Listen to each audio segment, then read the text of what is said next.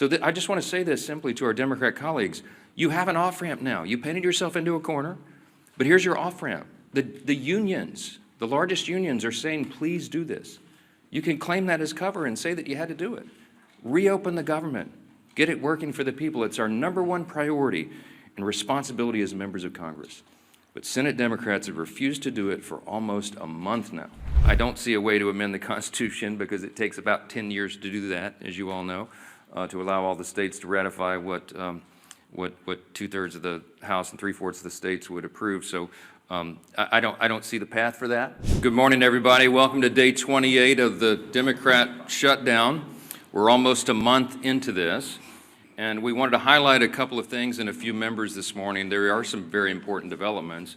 But before we get to all that, one of the things that we wanted to note is that really it's painfully obvious to everyone the true motivation of the Democrats' historic obstruction has now become very clear for everyone.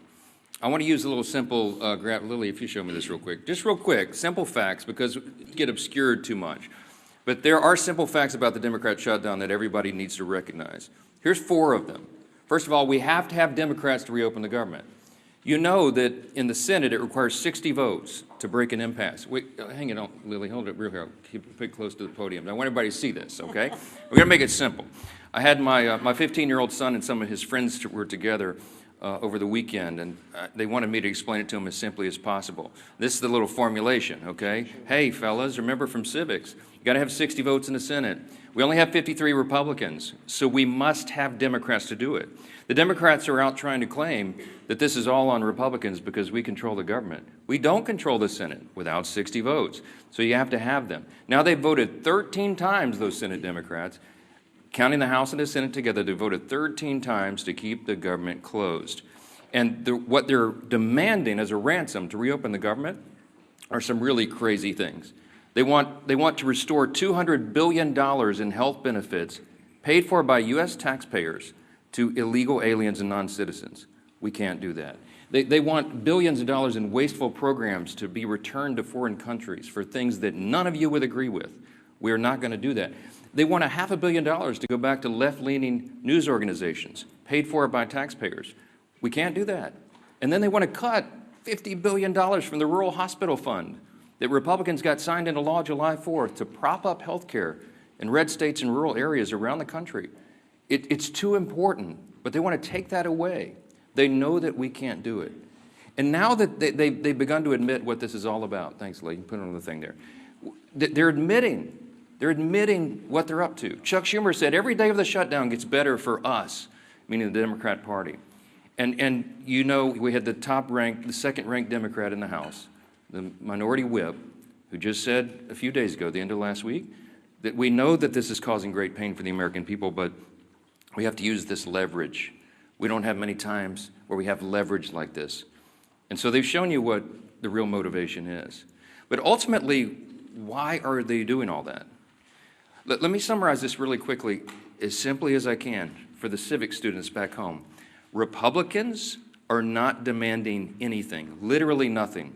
All we want is to reopen the government. The Democrats are demanding all those things I just showed you on the chart, plus a lot more. When I say they want to send money to foreign countries, this is some of the things that they would propose that we spend money on again. They're demanding, this is a ransom to reopen the government. Things like $4 million for global LGBTQI plus awareness campaigns around the world. $4 million for the LGBTQI plus democracy grants in the Balkans.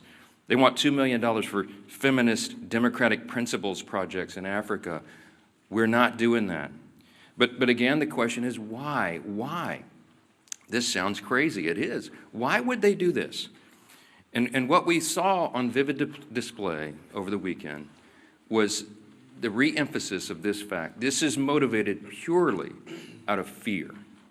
And what do we mean by that? You saw the Democratic leader in the House, Hakeem Jeffries, endorse Zohran Mamdani for mayor of New York City on Friday. It was an illustration of what we're facing here. The Democrats right now fear the far-left activists more than they fear air traffic controllers, Border Patrol agents, American service members, and so many others missing their paychecks. They fear the Marxist insurgents like Mamdani, more than they fear families and children going hungry from lapsed benefits that keep food on their tables. They simply fear losing their own political positions next November if they don't appease the angry far-left base right now. And they will appease that base at any cost, no matter how much pain's inflicted. In fact, they've said in their own words, this gets better for us day by day. How does it get better? Because they're proving to the angry far-left base in their party that they will prioritize them over the American people. And simply put, it's the profound fear in the Democratic Party that drives this shutdown. It is not principle, it is not policy, it is certainly not concern for the constituents that they say that they want to represent. We know that because even their own constituents now are begging Democrats to stop the political games and reopen the government. Just yesterday, the largest union of federal workers, the very people that the Democrats claim that they fight for, came out publicly and urged the Democrats to join the Republicans in passing the House's very simple short-term funding bill. Also, yesterday, the National Air Traffic Controllers Association began to put up flyers in airports to explain the real danger that is being imposed for air travel, air safety in this country, highlighting what the Democrats are doing. So I just want to say this simply to our Democrat colleagues. You have an off-ramp now. You painted yourself into a corner, but here's your off-ramp. The unions, the largest unions, are saying, please do this. You can claim that as cover and say that you had to do it. Reopen the government. Get it working for the people. It's our #1 priority and responsibility as members of Congress. But Senate Democrats have refused to do it for almost a month now. I've said it over and over, Republicans have done our job. We passed the clean short-term funding extension to keep the lights on and pay all these workers and our troops and fund programs like SNAP and WIC that Americans need and rely on.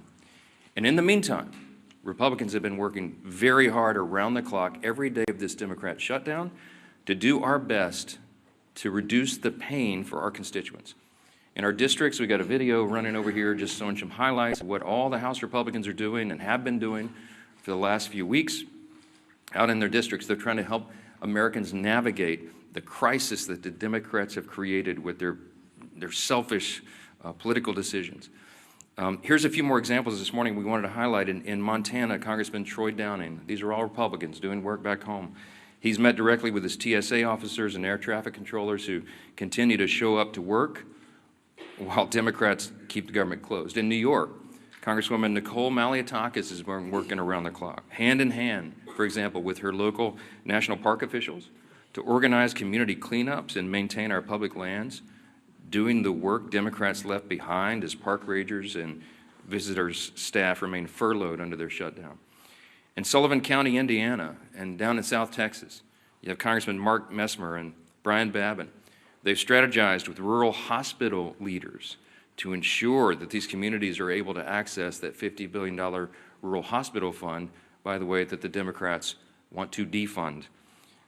It's the very funds that the Democrats worked hard to kill in their counterproposal to reopen the government. In South Carolina, Congresswoman Sherry Biggs has been meeting with her small business owners who continue to serve their communities, many of whom are already feeling the benefits from Republicans' work to deliver no tax on tips. We did that in the big, beautiful bill, the Working Families Tax Cut.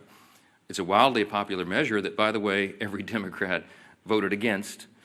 In Oregon, Congressman Cliff Bentz is meeting with his air traffic officials as they wait on Democrats to reopen the government and deliver the federal funds they need to expand that region's critical air travel infrastructure. And here in Washington, the work has gone on in earnest as well. People keep commenting to me, you look so tired on TV. I am so tired because we're not sleeping a lot. We're working overtime. Here in Washington, our House committees have continued to conference together and do all the work we can to ensure legislation is ready for the floor for action as soon as we get back to legislative session. The House also continues to carry out its essential oversight duties. And you'll be reporting on this all day, but the Oversight Chairman James Comer released a blockbuster report now on the Biden Autopen presidency. And this report includes 47 hours worth of transcripts and testimony revealing that every executive action signed by the Autopen without written authorization from President Biden should be voided. This is an unprecedented situation in American politics and government. The actions of President Biden simply were not all his own actions, and there are major implications to that, including all the pardons that he signed.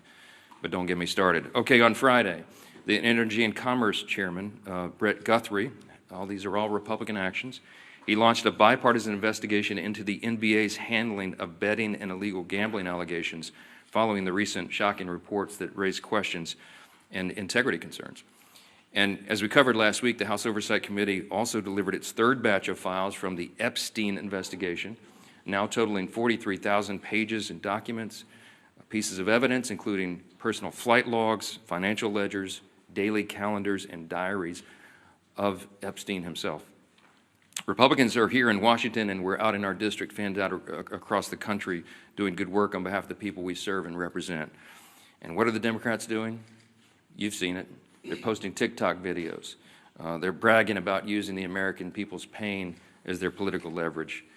And House Republicans are taking this day by day, just like the rest of the country. We have our House Republicans on a 48-hour return notice so they can get back, understanding that some flights may well be delayed. But to get everybody back here as soon as possible, as soon as the Democrats decide to do the right thing and reopen the government, we will get back to immediate and urgent and necessary business on the House floor itself. We're anxious to get back to that, but we cannot have a regular legislative session until the Democrats do their most basic responsibility to reopen the government and get this moving again. So today we're fortunate to be joined by several of our good friends and colleagues here, all members of the Republican Study Committee, and the chairman of that committee, the largest caucus of conservatives in Congress, is Representative August Pfluger from Texas, and we're glad to have him as well.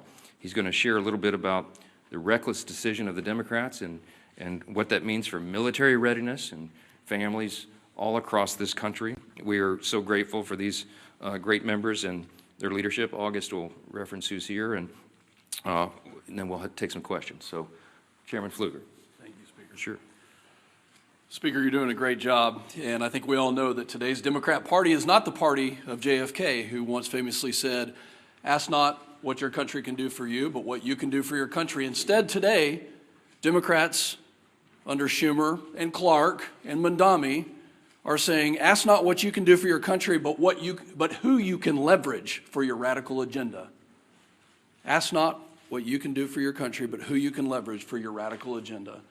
I'm August Pfluger. I'm chairman of the Republican Study Committee. We have some great members, including Burgess Owens, Stephanie Bice, Harriet Hageman, and Craig Goldman, who are with me. And, you know, it's really sad to think about what Catherine Clark said last week. She said, of course, there will be families that are going to suffer, but this is one of the few leverage times we have. My colleagues stand for families. The Republican Party stands for families because we believe, we know that our greatest asset in this country is the American family, that our country rests on the shoulders of families, that the Republican Party will always advocate for families, that we will look up for families, that we will legislate to prosper families. And instead, the family is only a point of leverage for our Democrat colleagues. How sad is that? I'm thinking about military families right now. I'm thinking about that soldier who is deployed around the globe to keep our country safe, to push back against a threat. And I'm thinking about that phone call that soldier probably received this year, this month, in the last couple of days, asking whether or not they're going to get a paycheck, talking about the new baby at home, trying to figure out if they're going to be able to pay their rent or even buy some groceries or put gas in the car. I was there. I'm a veteran. I've been serving on active duty when shutdowns happened. This is a very stressful time for military families. And commanders right now, instead of being focused on the mission, instead of being focused on the threat, instead of being focused on the training and the exercises that keep our readiness and our lethality at the highest possible levels, now they're focusing all of their attention on making sure that their families of their subordinates, their soldiers and their airmen, their Marines, their sailors, are taken care of. that they actually have the resources. And we have members of the Republican Party who are in our communities right now convening groups of community leaders and banks, food banks, and other resources. Because Schumer has chosen not to pay them, now communities are having to take up with 0% interest bridge loans. Now communities are having to defer those mortgage payments and those car payments. So where the Democrat Party is failing, our communities are succeeding because they know that the right thing to do is to fund and help in this time of need. You know, the enemy has not shut down. Our enemies around the world want us to be divided. I'm calling on my colleagues on the other side of the aisle who served in the military to do the right thing. We were there. We were there when Joe Biden and Nancy Pelosi put CRs on the floor, and guess what? We did the right thing. Multiple times we did the right thing. Where are my Democrat colleagues who served in uniform to stand up and rise above petty politics to do the right thing? Have you not gone home to your districts to hear from your military communities, from your federal workers? Have you not listened to your local communities telling you to stop the nonsense? No. You know what? They're not there. They're in New York City campaigning for Mondami. Maybe they've orchestrated this so that they had the time to go campaign for an outright socialist. Maybe this was orchestrated so they could go do that. Now, this isn't the party of JFK anymore. This is the party of Schumer and Mondami, the party that bows to the radical left. I hope that everybody can see the split screen of what's happening in this country.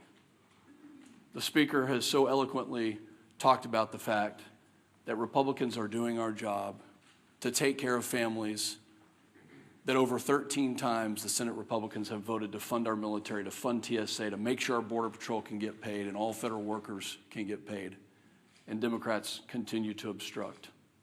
I hope you can see the dichotomy between the two sides here. And I'm calling on Democrat members, especially those who served in the military, to do the right thing and to stop the nonsense. With that, I hand it over to my good friend, our leader, Mr. Steve Scalise.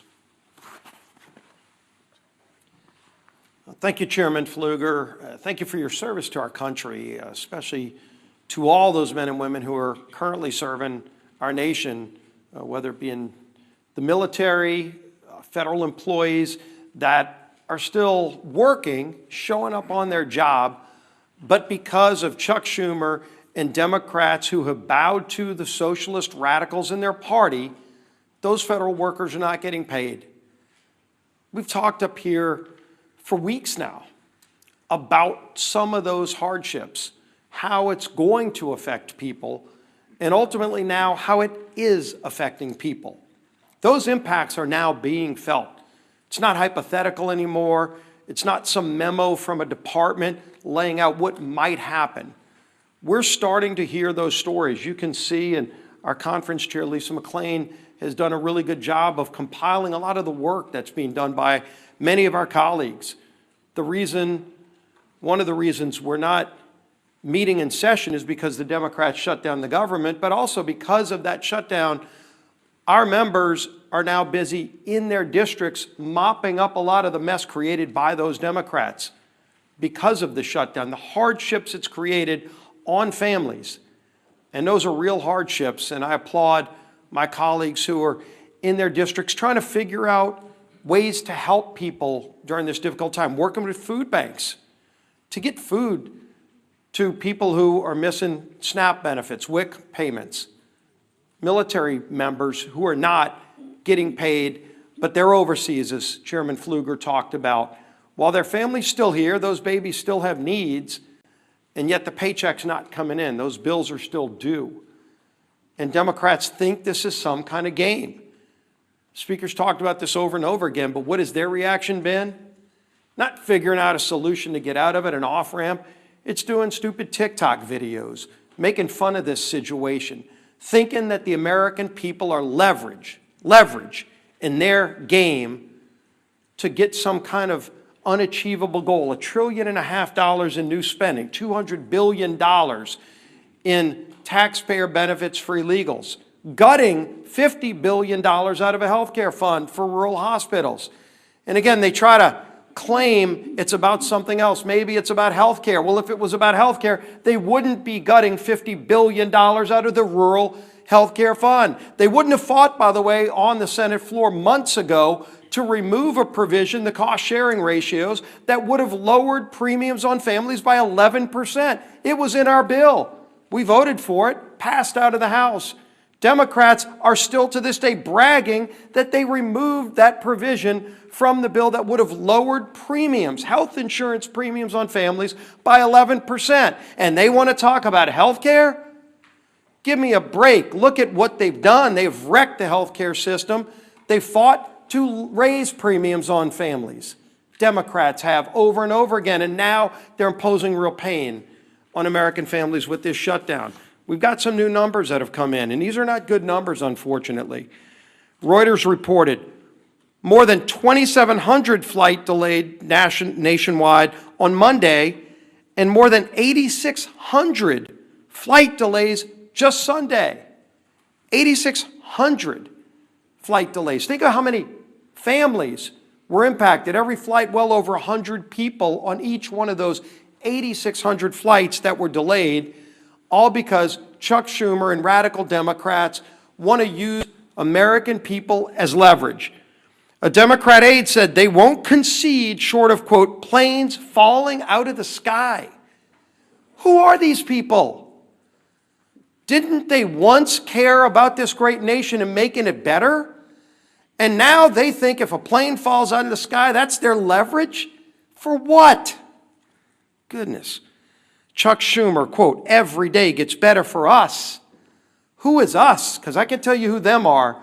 The American people are sick and tired of Chuck Schumer and his friends thinking it's a better day for him when they are feeling more pain. Senator Coons, quote, the point of this shutdown is not just suffering for suffering's sake, but to make a point, as if suffering of the American people is not enough.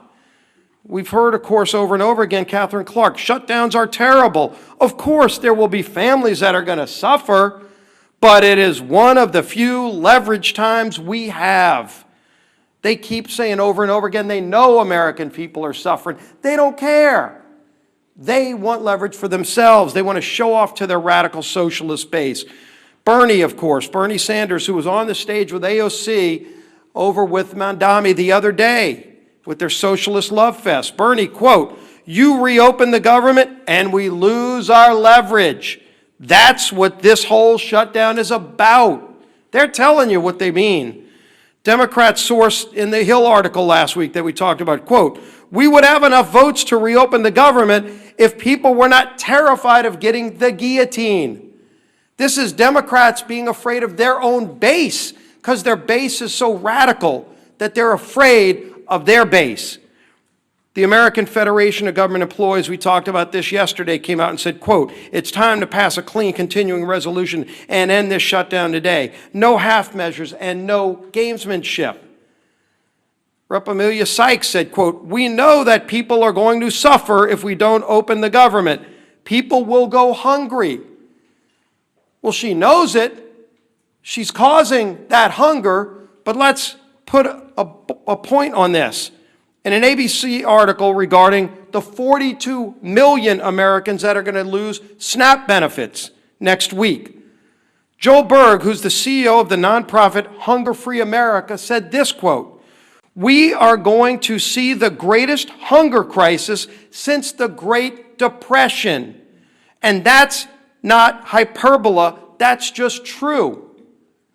The greatest hunger crisis since the Great Depression, when 42 million people lose their SNAP benefits this weekend. What are these Democrats waiting for? This is not a game. This is not leverage. They're taking food off the table for families, for babies. It's disgusting. It's time to end the madness. They can go on the Senate floor today. Just 5 of them need to get courage. Just 5 of them need to get the courage to do the right thing and open the government today and end this pain and end the suffering that they've caused. Then we can go negotiate our differences. Yield to the whip. Tom Emmer.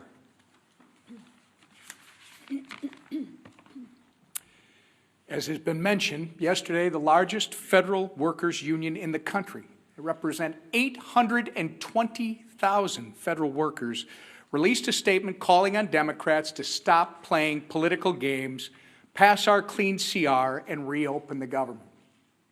What was Chuck Schumer's response? Silence. Crickets. He declined to comment. Meanwhile, millions of federal workers are reevaluating how to make ends meet. Air traffic controllers missed their first full paycheck today. Some are turning to food banks, as we've discussed, in order to feed their families. Here is what one Democrat and retired federal worker had to say about the current state of play. Quote, "The Democrats are the ones that actually, in the Senate side, shut down the government. So they have to get together and stop holding Americans hostage. We're about to have people without food, and that's ridiculous. It's not worth it." Remember, that's coming from a Democrat and retired federal worker. Since Chuck Schumer and company won't listen to us, maybe they'll start listening to members of their own party. Enough is enough. You're playing politics with people's lives. And as Leader Scalise and the Speaker have reminded us, for what? So that you can appease the radical pro-terrorist wing of your party, so that you can fundraise off of picking a fight with President Trump. It's not worth it. In fact, it's despicable and downright wrong. There's a nonpartisan government funding bill waiting in the Senate to be sent to President Trump's desk immediately. It will come to the floor for a vote for the 13th time this morning. Put an end to the madness. Do the right and reasonable thing that you did back in March, by the way, and vote yes on our clean CR. Instead of complaining about a new White House ballroom, how about you try doing your actual job and reopen the government for the people you were elected to serve? Our conference chair. Thank you and good morning, everyone. And I first want to extend a thank you to the RSC chair and the members of the RSC who are here today. And thank you for all the work that you've been doing in the district. I know we appreciate it, and more importantly, I know your constituents appreciate it. I know I've been standing at this podium with Speaker Johnson and House leadership for weeks now. And every time we have said the same thing. Republicans voted to keep the government open. Democrats voted to shut it down. Period. It is that simple. This week, more than any other week, the consequences become impossible to ignore. As of yesterday, more than 10,000 flights have been delayed because of staffing shortages. By the end of this week, nearly 2 million paychecks will be missed by Americans. And by Saturday, 42 million Americans will lose their SNAP benefits. Let that sink in. 42 million Americans will lose their SNAP benefits this Saturday because Democrats want to use them as leverage. This is real pain, real fear, and real consequences. And Democrats are using that as political leverage. And leverage for what? Ask them this. Leverage for what? To force through illegal benefits for illegal immigrants to the tune of $1.5 trillion? They'd rather do that and put 42 million Americans at risk of losing their SNAP benefits. That's what they're choosing. That's what they're choosing. Let that sink in for a minute. This isn't leadership. This is cruel and disgusting, and it's cruelty disguised as politics. Even the president of the largest federal workers union, and I don't know if you noticed that, but he doesn't exactly always cheer for Republicans, but this gentleman is actually begging the Democrats to do the right thing and end the shutdown. While Democrats posture in front of the cameras, Republicans are actually out in their districts working. Just take a look at the video that we've been playing all morning, right? Don't let the facts get in the way of the good story. Republicans, like the colleagues you see behind me, have been in their district working for the American people who are suffering from this Democratic Schumer-led shutdown. You will see Republicans volunteering at food banks, Republicans supporting rural hospitals, Republicans cleaning up national parks, and Republicans helping people in real ways. Republicans believe in solutions, not stunts. We believe in serving the American people, not using them. So while Democrats try to turn American hardship into political currency, Republicans are working to reopen the government, to restore paychecks, and bring stability back to American families. Because this isn't about leverage, it's about people. And we are here to serve. It's about time the Democrats remember who they serve. Thank you. All right, questions? Go ahead first. Go ahead. Earlier this week, President Trump floated running for president again in 2028. Are you comfortable with those comments, and you're a constitutional lawyer, would that violate? Well, there is the 22nd Amendment. I spoke with the president about an hour ago. It's late in the evening in Japan. He's working around the clock, serving the American people. He doesn't stop. Talk about someone who works around the clock. And as Chairman Pfluger mentioned a moment ago, and as we've reiterated in here so many times, you're looking at the split screen because under President Trump, the Republican Party has delivered. I mean, you're talking about reducing taxes, reducing regulations, cutting fraud, waste, and abuse, ended the border crisis, ending the crime crisis, resolving conflicts, wars around the globe, and working on these amazing trade agreements. It's been a great run. But I think the president knows, and he and I have talked about the constrictions of the Constitution, as much as so many of the American people lament that. The Trump 2028 cap is one of the most popular that's ever been produced, and he has a good time with that, trolling the Democrats whose hair is on fire about the very prospect. But I do believe that we've got 3 extraordinary years ahead of us, and the 2 years of the Trump administration are going to be an incredible thing. And I don't see a way to amend the Constitution because it takes about 10 years to do that, as you all know, to allow all the states to ratify what 2/3 of the House and 3/4 of the states would approve. So I don't see the path for that, but I can tell you that we are not going to take our foot off the gas pedal. We're going to deliver for the American people, and we've got a great run ahead of us. We'll have 4 strong years. Yeah, second round. Yeah. The White House was able to find funding for the military, for WIC, for farmers. Should the White House now be able to find some funding for the SNAP program if they've done it for all these other ones? They certainly tried. I mean, one of the reasons that this shutdown has not yet been as painful as it might otherwise have been is because the president is bent over backwards, the administration. Think of it this way. The White House, the executive branch in a shutdown, has a large control panel full of dials. Under the Obama administration, they turned those dials, the pain dials, to 10 immediately. You remember it was so egregious to us. Speaking of our veterans, I mean, they put yellow crime tape around the World War II memorial so that people who'd served their country could not go visit the memorial. They wanted it to hurt. The Democrats have shown, and they've said in their own words, this is leverage. It gets better for them every day. They don't mind inflicting pain on the American people if they can somehow get some sort of political points out of it. The Republican Party is the opposite. And President Trump has proven that. Every day of this shutdown, he has tried to move funds around to find unobligated funds to cover the bases, to get the troops paid in the middle of October, and to make sure that WIC funding is not resolved. You know how he's getting women, infants, and children funding done? They did some very creative legal research I've quite admired. They found a statute in the 1930s that they could use to say that some of the tariff revenue could be used to cover nutrition because so much of that was transported over the border. So they've done some creative, amazing things to mitigate, to lessen the pain as much as possible. We've been out all over the country, all these Republicans. I mean, Craig Goldman flew in here to do this press conference with us, but he's been in Texas serving his constituents. Stephanie Bice been in Oklahoma. Harriet Hageman's been out west. You got Burgess Owens out Utah. They've been serving their constituents, and August Pfluger, but they came in to help us articulate what's going on.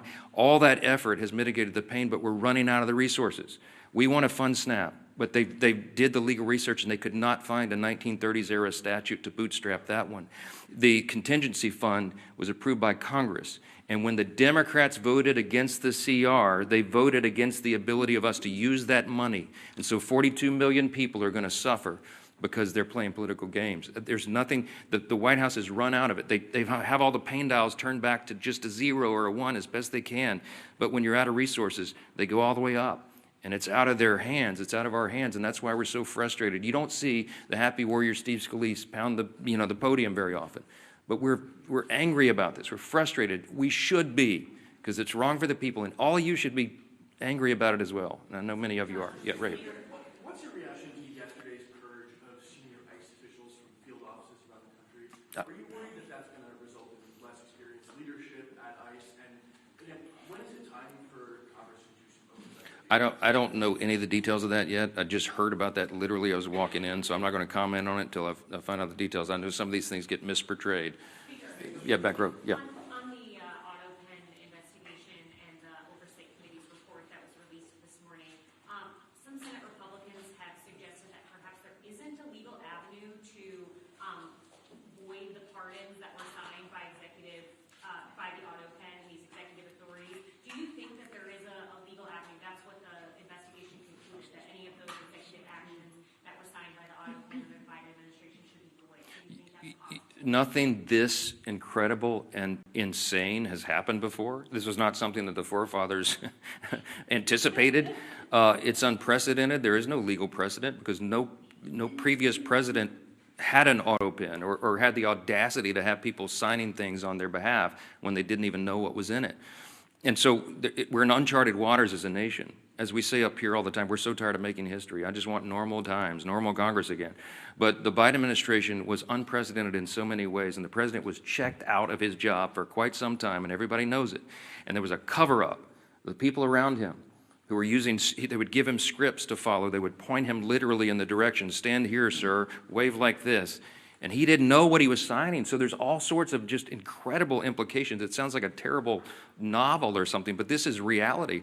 And so the pardons, for example, he pardoned categories of violent criminals and turned them loose on the streets. And he didn't even know what the categories were, apparently, much less the individual people that he pardoned. They're invalid on their face.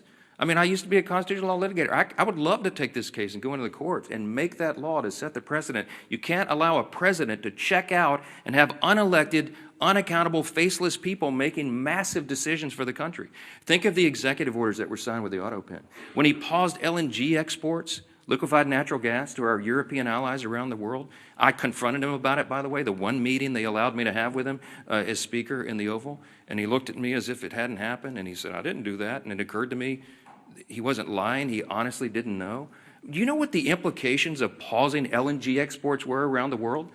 It made all of our European allies had to buy their natural gas from Vladimir Putin, which fueled his war machine, to go, conduct his war on Ukraine.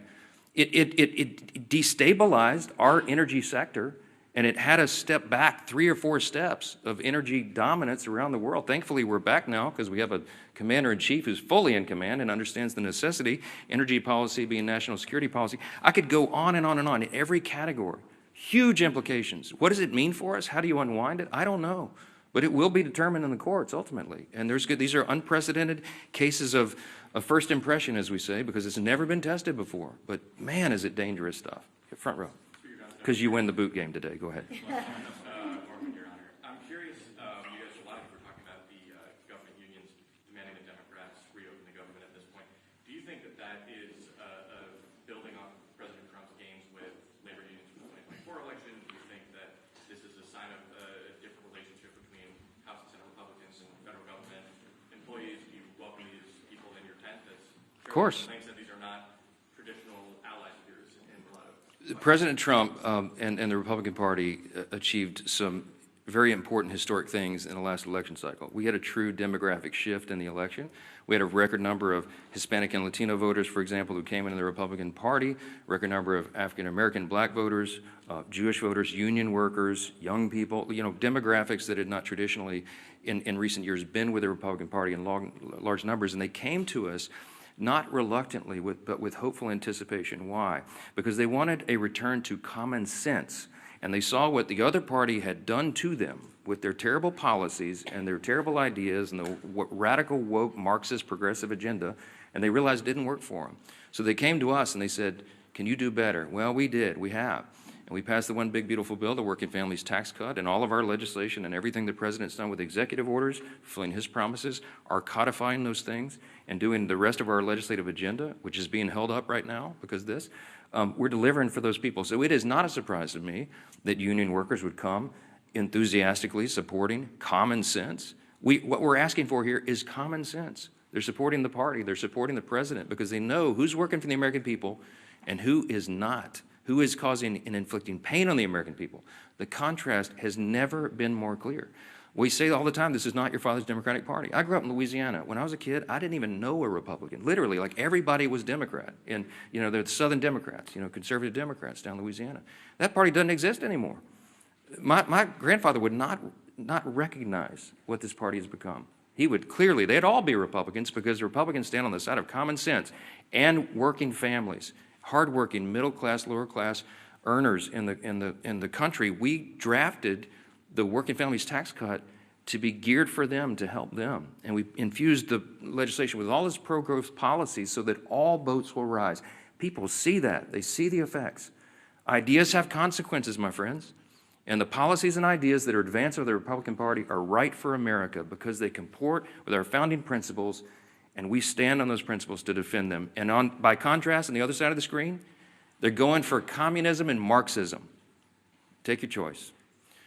Jake. You've been of the opinion that you're not interested in these one-off funding bills, SNAP, air traffic control. Is that still your view? Look, we voted September 19th to fund every one of those priorities. And every Democrat in the House except one voted to not fund them. The Democrats are playing games. They put a few of the one-off bills on the floor, as you've seen in the last week or so. They put a bill to pay the troops and pay essential workers, and the Democrats voted it down. So it would be a futile legislative effort for us to do this again repetitively in the House and send it over there so Chuck Schumer and the gang can play games and spike it. It's a waste of our time. They need to vote for the clean, continuing, nonpartisan CR, turn the lights back on and get the country working again, and then we can resolve all the rest of the issues that were always on the calendar for the remainder of the year. I want to thank our Republican Study Committee colleagues for being here and standing in the gap for your constituents. All the Republicans out there, they're still at work. They're not even watching these press conferences because they're working for their constituents. Thanks for that. Appreciate it.